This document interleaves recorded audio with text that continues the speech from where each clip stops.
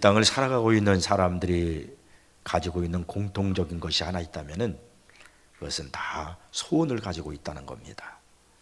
소원이 없는 사람이 있을까요? 하나님도 우리를 향하여 소원을 가지고 계십니다. 빌립보서 2장 13절을 보면 너희 안에서 행하시는 이는 하나님이시니 자기의 기쁘신 뜻을 위하여 너희에게 소원을 두고 행하게 하시나니, 이렇게 말씀하십니다. 하나님은 당신의 기쁘신 뜻을 우리를 통하여 이루어지기를 원하시는 소원을 가지고 계십니다. 자, 그러면 여러분의 소원은 무엇입니까? 그런데 성경을 보면 하나님은 우리의 소원을 들어주신다고 말씀합니다.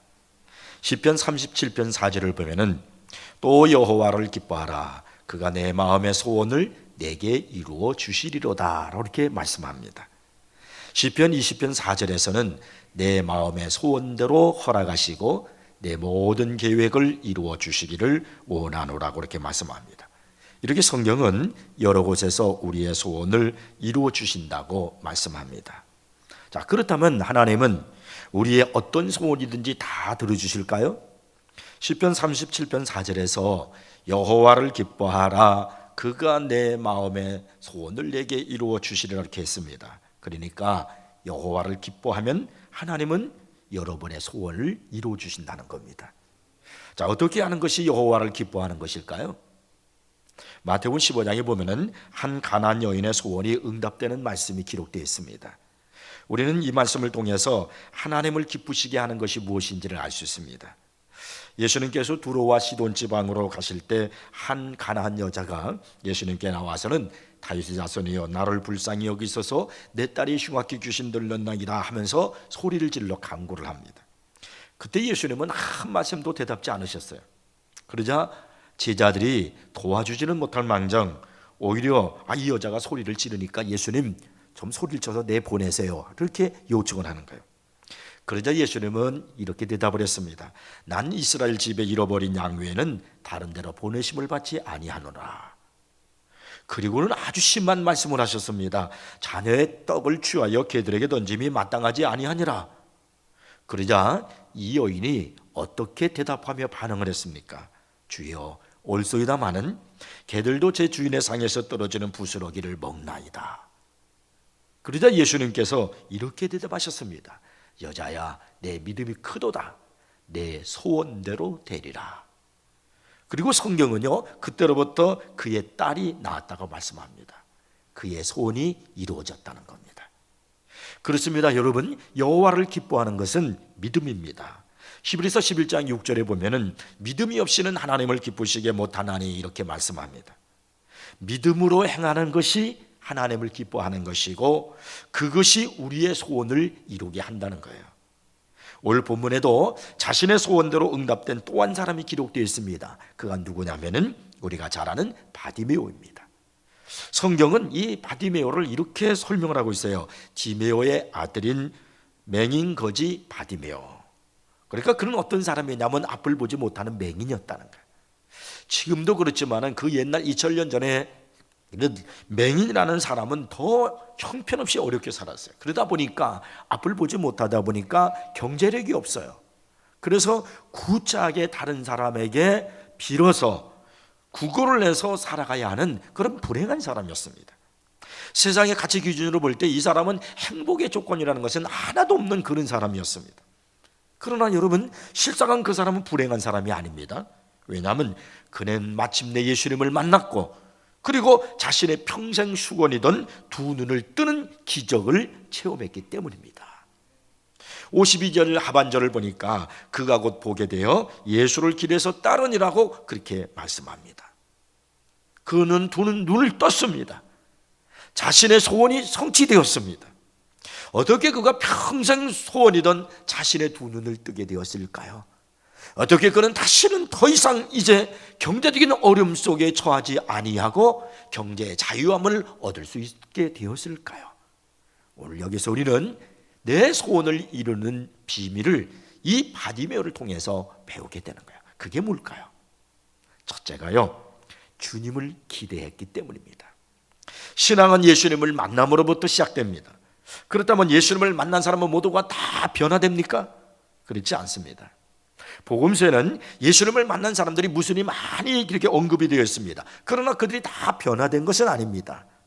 주님을 만나고도 여전히 죄 가운데 있는 사람이 있고, 반면에 예수님을 만나자마자 자신의 운명과 삶의 근본을 뒤바꾼 사람도 있습니다. 무슨 차이일까요? 변화된 사람들은 예수님을 만날 때 기대와 더불어서 참된 믿음을 가지고 있었던 사람들이었습니다. 그러나 변화되지 못한 사람들은 예수님께 대하여 어떤 기대도 없이 그냥 무의식적으로 무리들 틈에 끼어 있었던 그런 사람들입니다. 복음서에서 예수님께서 행하신 많은 기적들로 우리는 차 있는 것을 볼 수가 있습니다. 요한복음 21장 25절을 보면은 예수께서 행하신 일이 이외에도 많으니 만일 낱낱이 기록된다 하면 이 세상이라도 이 기록된 책을 두기에 부족할 줄 아노라. 이렇게 예수님께서는 많은 기적을 행하셨다는 거예요. 그런데 예수님께서는 고향인 나사렛에서는요 아무런 기적도 행하지 않으셨습니다. 왜 그랬을까요? 그것은 나사렛 사람들은 그 예수님이 당신의 고향 사람이기 때문에 기대를 갖지는 않았어요. 그들은 예수님은 요셉의 아들로 태어난 목공일을 하면서 성장한 청년이라는 걸, 그 청년 예수로밖에 보질 않았어요. 그래서 예수님에 대해서 어떠한 사모함도 어떤 기대함도 없었습니다.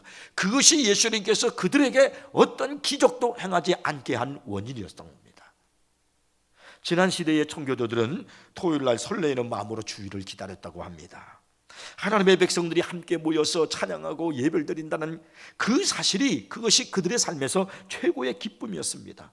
그래서 그들은요 주일을 기다리다가 주일 아침에 온 자녀들과 함께 교회에 나감으로써 살아있는 신앙생활을 했던 겁니다. 여러분, 이렇게 기다리는 마음으로 주일날 교회를 왔으니 그들이 얼마나 은혜가 넘치는 하루였겠습니까?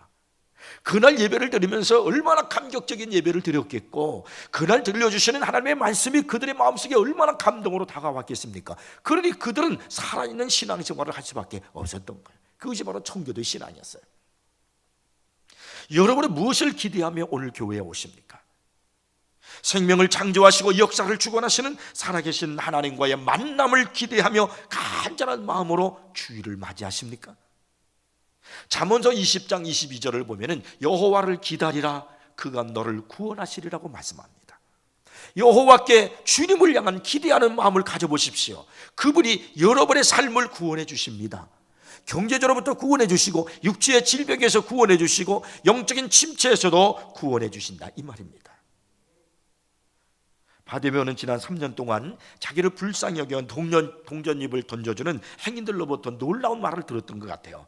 나사렛 예수라는 분이 계시는데 그분은 나면서부터 보지 못하는 사람들을 다 고쳤다는 겁니다. 나병도 고쳤고 반신불도도 고쳤고 많은 병자를 고쳤다는 겁니다. 이 바디메오가 이런 예수님의 소문을 들을 때마다 그가 마음속에 예수님을 막 사모하게 되는 겁니다. 그리고 그의 마음속에 예수님에 대한 기대감이 있고 믿음이 막 싹트기 시작하는 겁니다. 바디메오는 한 번도 예수님을 만난 적도 없고 본 적도 없지만 그분에 대한 소문을 듣고도 믿었습니다. 바디메오는 자기가 예수님을 만나기만 하면, 내가 예수님께로 가기만 하면 자기의 모든 문제가 해결되리라는 그런 믿음을 갖고 있었습니다. 그러니 그런 매일매일 예수님께 대한 기대와 감을 갖고 살았던 겁니다. 47절을 보시면은 우리가 이 바디메오가 예수님을 기대했다는 그 사실을 그의 고백 속에서 발견할 수 있습니다. 나사렛 예수시란 말을 듣고 소리질러 이르되 다윗의 자손 예수여 나를 불쌍히 여기소서 하거늘. 그는 나사렛 예수시란 말을 듣자마자 다윗의 자손이여라고 이렇게 소리를 질렀습니다. 나사렛은 이스라엘 사람들이 아주 하찮은 도시로 여기는 마을입니다. 유대인들은 나사렛 사람 그러면 대단히 깔보았습니다. 한 번은 빌립이 우리가 요셉의 아들 나사렛 예수를 만났다 그러면서 예수님을 전도하니까 나다네일이 어떻게 반응을 했습니까? 나다네일이 이르되 나사렛에서 무슨 선한 것이 날 수 있느냐 그랬어요. 예수님은 이렇게 천대받는 나사렛 사람이었습니다. 그래서 나사렛 사람이라는 말은 다분히 조롱하는 어투가 들어간 그런 말입니다. 그런데 맹인 이 바디메오는 주님을 향해서 나사렛 예수라고 부르지 않았어요. 사람들은 나사렛 예수라고 부르는데 그는 다윗의 자손이여 이렇게 불렀단 말입니다. 여기서 우리는 그의 기대감과 믿음을 할 수 있는 거예요. 우리가 잘 아는 대로 다윗의 자손이라는 그 말은 메시아의 호칭이라는 걸 알 수 있습니다. 구약 시대부터 예수님은 다윗의 후손으로서 오실 우리를 구원할 메시아로 그렇게 기록이 되었습니다. 이 바디메오에 있어서 예수님은 평범한 교사나 인간이나 아니라 어떤 세상에 권세 있는 그런 사람이 아니라 다윗의 후손으로 오셔서 나의 운명과 나의 문제를 해결해 줄 창조주 하나님, 구세주라는 그런 믿음과 그런 기대감을 갖고 있었단 말입니다. 그러니까 그분을 사모하는 거예요. 그 메시아를, 다시 다윗의 후손을 내가 만나면은 내 문제가 해결될 것이라는 그런 믿음, 그런 사모함, 그런 기대를 갖고 있었단 말입니다. 그래서 사람들은 예수님을 향하여 나사렛 예수다 그렇게 말할 때 그는 나사렛 예수라고 그러지 않았어요. 다윗의 자손 예수요라고 그렇게 부르짖었단 말이에요. 여러분은 예수님을 누구라고 생각하십니까? 오늘 여러분이 나와서 부르짖고 있는 그 예수님을 어떤 분이라고 믿습니까? 여러분도 그분이 예수님이 구주로 확신하십니까? 나의 문제를 해결하실 메시아로 보십니까? 주님께서 작정하기만 하면 모든 문제를, 나의 소원을 들어주실 수 있는 전능하신 창조주 하나님이심을 여러분 믿습니까? 시편 119편 31절을 보면은 내가 주의 계명들을 사모함으로 내가 입을 열고 헐떡이었나이다라고 이렇게 말씀합니다. 여기 주의 계명이라는 말이 무슨 말이냐면 그건 예수님이 하나님을 말하는 거예요. 그러니까 시편 기자는 하나님을 얼마나 사모했으면요 입을 열고 헐떡였다는 겁니다. 여러분도 이렇게 주님을 간절하게 사모하십시오. 주님의 은혜를 간절하게 열망하십시오. 그러면 여러분도요 바디메오처럼 여러분의 문제가 해결될 것입니다. 여러분의 소원이 그 주님 안에서 이루어질 줄로 믿으시기 바랍니다. 찬송가 88장은 C.W. 프라이라는 분이 지은 찬송인데 그는 이 찬송에서 이렇게 노래를 하고 있어요. 내 진정 사모하는 친구가 되시는 구주 예수님은 아름다워라. 산 밑에 백합하여 빛나는 새벽별 주님 영원할 길 아주 없도다. 내 마음이 아플 적에 큰 위로 되시며 나 외로울 때 좋은 친구라.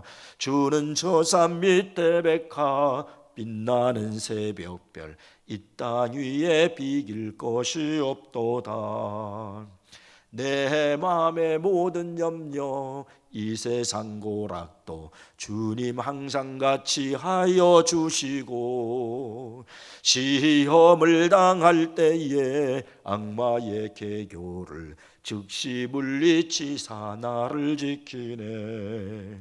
온 세상 날 버려도 주 예수 안 버려 끝까지 나를 돌아보시니. 주는 저 산 밑에 백합 빛나는 새벽별 이 땅 위에 비길 것이 없도다. 이 프라이라고 하는 분이 부르짖는 고백하는 그분, 그 예수가 어떤 분이냐면은 그가 말하자 내 진정 사모하는 분이라는 거예요. 그분은 내가 진정 사모하는 그 예수님이 바로 내가 마음이 아플 적에 위로가 되어 주시고 외로울 때 좋은 친구가 되어 주신다는 거야. 그리고 내 모든 염려 이 세상의 고락도 항상 나의 문제를 해결해 주시는 나의 구주라는 겁니다. 여러분, 신앙은, 은혜는, 기적은, 축복은 오늘도 내가 그 주님을 얼마나 사모하고 기대하며 살아가느냐에 있는 거예요. 그 주님을 사모하기를 바랍니다. 그 주님을 사모하고 기대하는 사람은 항상 당당합니다. 항상 자신감이 넘칩니다. 여러분에게 그 믿음이 있기를 바랍니다. 사무엘상 17장에 보면은 이스라엘과 블레셋과의 전투가 나와요. 그런데 한 번은 블레셋의 군대 장관 골리앗이 앞서서 나오는 거예요. 얼마나 키가 큰 괴물 같은 사람입니까? 큰 소리로 아우성을 치는 거예요. 나와 함께 겨루는 사람 나와라. 모든 이스라엘의 군사들이 다 두려워하면서 떨면서 도망가 버렸어요. 어느 누구도 나가서 이 골리앗과 싸우려고 하는 사람이 없었습니다. 근데 그때 소년 다윗이 아버지 심부름으로 왔다가 그 광경을 보고 자기가 나가서 싸우겠다고 합니다. 이 다윗이 골리앗을 향해서 막 나갈 때 그가 뭐라고 말합니까? 그가 외치는 말을 보면 알아요. 오늘 이 바디메오가 외치는 그의 음성 속에서, 고백 속에서 그가 주님을 얼마나 기대하는가를 알 수 있잖아요. 그런 것처럼 이 다윗이 골리앗을 향해서 나가면서 외치는 그의 말 속에서 그가 주님을 얼마나 기대하는가를 알 수 있어요. 그는 이렇게 말합니다. 너는 칼과 단창을 가지고 내게 오지만 나는 만군의 여호와의 이름으로 내게 가노라. 그러면서 이 전쟁은 여호와께 속한 것이다. 하나님이 이기게 하실 것이다. 그러면서 그 가는 거예요. 바디메오가 그가 예수님을 기대하면서 막 소리를 쳤잖아요. 그러면 여러분, 다윗이 지금 그 말을 할 때에 어떤 말을 했겠습니까? 소곤대는 말을 했겠습니까? 혼자서 속삭이는 말입니까? 아니잖아요. 골리앗을 향해서 골리앗이 듣도록 한 말이에요. 아니, 온 블레셋 군대가 다 들을 수 있도록 한 말이었고, 나가서 자기의 이스라엘 군대 모두가 다 들을 수 있도록 한 외침이었습니다. 얼마나 당당했으면, 얼마나 그가 자신감이 있고 주님께 대한 기대감이 있으면 그렇게 외쳤겠냔 말이에요. 그의 이 외침이, 그의 고백이 그가 던지는 물맷돌이 골리앗을 넘어뜨렸고, 그리고 다윗이 달려가서 골리앗의 목을 쳐서 그 전쟁을 이기게 한 거예요. 여러분의 삶에 어떤 골리앗 같은 그런 장애물이, 어려움이 있다 할지라도 그것을 물리치고 이길 수 있는 방법은 내가 오늘 얼마나 주님을 사모하고 기대하고 살아가고 있는 겁니다. 그것이 역사를 만들어내는 거예요. 그것이 여러분의 소원을 이루게 합니다. 다윗처럼, 바디메오처럼 그 믿음으로 살아가기를 주 여러분 축복합니다. 두 번째는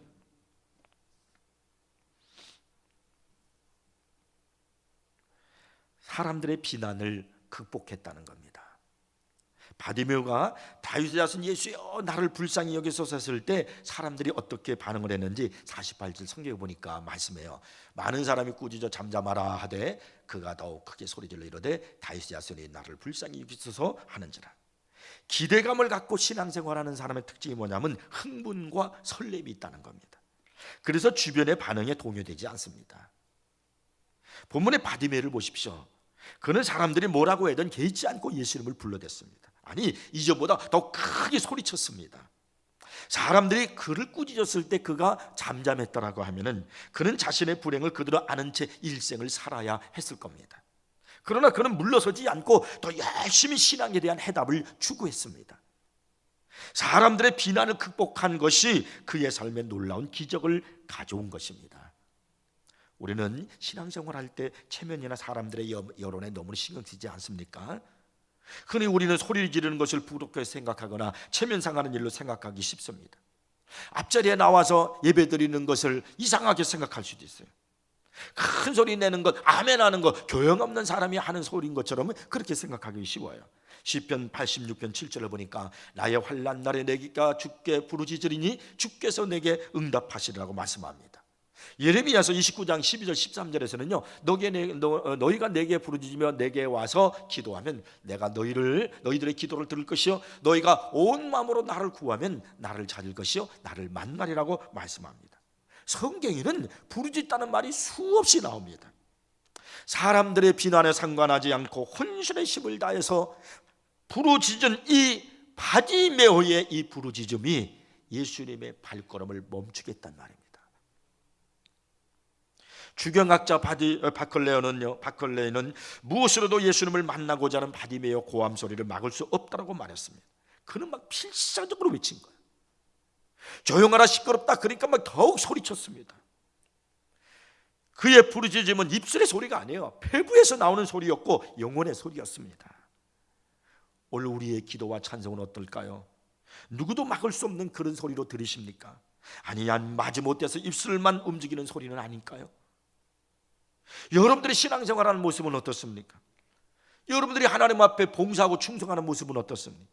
사람들의 여론에 비난에도 아랑곳하지 않고 오직 주님만 바라보고 열심히 신앙생활하고 있습니까? 지상의 교회는 완성된 천국이 아닙니다. 천국에 되어가고 있는 것입니다. 따라서 여전히 죄인들의 모임일 뿐입니다. 그러므로 봉사하면서 함께 신앙생활하면서 다른 사람으로 인해서 상처받을 수도 있고 또 그로 인해 신앙생활에 방해를 받을 수도 있습니다. 그러나 결코 굴복해서는 안 됩니다. 그럴수록 바디메오처럼 슬기롭게 헤쳐나가면서 극복해 나가야만 합니다. 바디메오가 수많은 사람들의 비난 속에서 어떻게 그의 외침이 주님의 귓전에 울릴 수가 있었고, 그리고 주님이 걸어가시는 그 발걸음을 멈추게 할 수 있었을까요? 그것은 사람들의 비웃음에도 비난에도 아랑곳하지 않고 혼신의 힘을 다해서 예수님을 향하여 부르짖었기 때문에 그런 거예요. 우리가 바라보고 기대하시는 그분은 우리를 온전케 하시는 예수님이십니다. 결코 우리의 주위의 환경이 아님을 여러분 잊지 마십시오. 내가 오늘 바라보고 내가 의지할 분은, 바로 기대할 분은 예수 그리스도 그분이십니다. 진정으로 주님을 기대하는 분은, 살아계신 여호와 하나님을 의지하는 분은 항상 마음이 설레이고 흥분되어 있기 때문에 주위를 환경에 관심을 두지 않습니다. 그런 사람이 일을 만들어내는 거예요. 저는 여러분이 그런 믿음으로 살아계신 하나님을 오늘도 체험하며 그리고 축복과 응답 속에 살기를 주의 이름으로 축원합니다. 마지막 세 번째는요, 희생과 포기가 있었습니다. 바디메오가 애타게 주님을 불렀을 때 자비로우신 예수님께서 그를 돌아보셨습니다. 그리고 그를 부르셨어요. 49절을 보니까 예수께서 머물러서 그를 부르라 하시니 그들이 그 맹인을 부르며 이르되 안심하고 일어나라, 그가 너를 부른다 하매, 예수님께서 이렇게 바디메오를 부르시자 그가 어떻게 했습니까? 맹인이 겉옷을 내버리고 뛰어 일어나 예수께 나아오거늘. 바디메오는 예수님께서 부르시니까 겉옷을 내버리고 예수님께서 뛰어갔습니다. 여러분, 이 바디메오가 겉옷을 내어버렸다는 것을 그냥 평범하게 생각하지 마십시오. 대수롭지 않게 여기지 마십시오. 그는 거지입니다. 거지에게서 그 옷은 전 재산이에요. 그리고 이 겉옷은요, 두루마기 형식으로 두꺼운 천으로 짠 옷입니다. 이스라엘 백성들, 특히 노천에서 생활하던 거지 같던 이 사람들에게 있어서 이 겉옷은 없어서는 안 될 필수품입니다. 겉옷이 없으면요, 기온이 급격히 떨어지는 밤에 치명적인 위험에 처할 수 있기 때문입니다. 그래서 성경은 이웃의 겉옷을 저당 잡을 경우 해가 지기 전에 돌려주라고 출애굽기 22장 26절에 말씀하고 있습니다. 근데 본문의 이 바디메오는 이 겉옷, 특별히 자기 이걸 신분을, 거지라는 그 신분을 상징하는 그 겉옷을 내어버리고 예수님께 달려간 겁니다. 바디메오는 예수님께로 나가는 데 있어서 자신의 방해물이 되는 것이 있다면, 그것이 아무리 귀중한 것이란다 할지라도 미련 없이 그는 벗어 던졌다는 거예요. 그리고 주님께서 자신의 문제를 해결해 주실 것을 믿었기 때문에 더 이상 이 겉옷이 필요 없다고 생각해서 내어버린 겁니다. 그의 믿음의 행동이라 이 말입니다. 그는 주님께서 자신을 새 사람으로 만들어 줄 것을 확신한 겁니다. 바디메오가 벗어던진 이 겉옷의 영적 의미는 뭘까요? 곧 그것은 우리의 신앙의 장애물입니다. 내가 주께로 나아가는데, 내가 주님을 섬기는데 가로막는 것들이고요, 내가 주님을 만나고 사랑하는데 거침돌이 되는 것들입니다. 어떤 사람에게 친구의 관계가 신앙생활에 방해되는 것이 있어요. 어떤 사람은 취미나 습관이나 레이저 때문에 신앙에 방해가 되는 경우가 있어요. 내가 기도생활 못하게 하고 예배생활 못하게 하는 것들이 있어요. 그걸 버려야 됩니다. 어떤 사람에게는 그것이 지식일 수가 있어요. 어떤 사람은 그것이 쾌락일 수도 있어요. 내가 주님을 만나는데 장애물이 되고 방해물이 되는 것이 있다면 그 어떤 것이라도 떨쳐버려야 돼요. 그래야 주님을 만나고 주님께로부터 내 소원이 무엇이냐, 내가 무엇을 내게 해주기를 원하느냐, 그런 응답을 받을 수가 있는 겁니다. 그래야 여러분 문제가 해결되는 거예요. 살아계신 하나님을 만날 수 있는 겁니다. 그리고 내가 새 사람이 되는 겁니다. 에베소서 4장 22절을 보면은 너희는 유혹의 욕심을 따라 썩어져가는 구습을 따르는 옛사람을 벗어버리라 그랬어요. 먼저 벗어버리라는 거예요. 그리고 24절에서는 말씀하기를 하나님을 따라 의와 진리의 거룩함으로 지으심을 받아 새 사람을 입으라 그랬습니다. 내가 벗어 던져버리면, 옛사람을 벗어버리면 새 사람을 입을 수 있습니다. 새로운 역사가 나타나는 것입니다. 52절을 보십시오. 드디어 바디메오에게 소원이 이루어졌습니다. 평생 수고했던 자신의 문제가 해결됐단 말이에요. 겉옷을 벗어던지자 그에게 새로운 인생이 펼쳐진 겁니다. 장애물을 극복하고 뛰어가니까 그의 삶에 새로운 일이 시작됐다 이 말입니다. 52절 읽어볼게요. 예수께서 이르시되 가라, 내 믿음이 너를 구원하였느니라 하시니 그가 곧 보게 되어 예수를 길에서 따르니라. 여러분의 소원은 무엇입니까? 여러분이 안고 있는 문제는 뭡니까? 맹인 바디메오는 자신의 문제를 해결했습니다. 자신의 평생 소원을 이루었습니다. 여러분도 그 은혜가 있기를 바랍니다. 본문은 예수님께서 예루살렘으로 가시는 마지막 길입니다. 예수님은 예루살렘으로 올라가시면 십자가를 지시고 못 박혀 죽으십니다. 다시는 여리고로 오실 수 없습니다. 그런데 바디메오는 이 마지막 기회를 놓치지 않았습니다. 바디메오는 이번에 눈을 뜰 수 있는 평생의 처음이자 마지막 기회라고 생각했을 것입니다. 여러분, 기회는 항상 찾아오는 것이 아니에요. 기회는 한 번 지나가면 다시 찾아오지 않을 수도 있기에 기회가 찾아왔을 때 반드시 붙잡아야 합니다. 사실 5분 후의 일도 알지 못하는 우리에게 내일이란 없을 수도 있습니다. 내일은 하나님의 시간이지 내 시간이 아닙니다. 그러므로 주어진 기회를 잘 활용하는 사람이 성공하는 사람이고, 그렇게 믿음 생활하는 사람이 주님을 만나고 자신의 문제를 해결할 수 있는 겁니다. 사랑하는 성도 여러분, 오늘 말씀이 여러분에게 들려주시는 하나님의 음성으로 들으십시오. 그리고 이 말씀을 여러분의 인생의 회복과 응답의 기회로 삼으시기를 바랍니다. 그래서 여러분의 인생이 바디메오처럼 내게 무엇을 하여 주기를 원하느냐, 내 소원이 무엇이냐 하는 응답을 받고, 그리고 여러분의 소원이 이루어지고 문제가 해결되는 그런 은혜가 있기를 주님의 이름으로 축복합니다. 기도하겠습니다.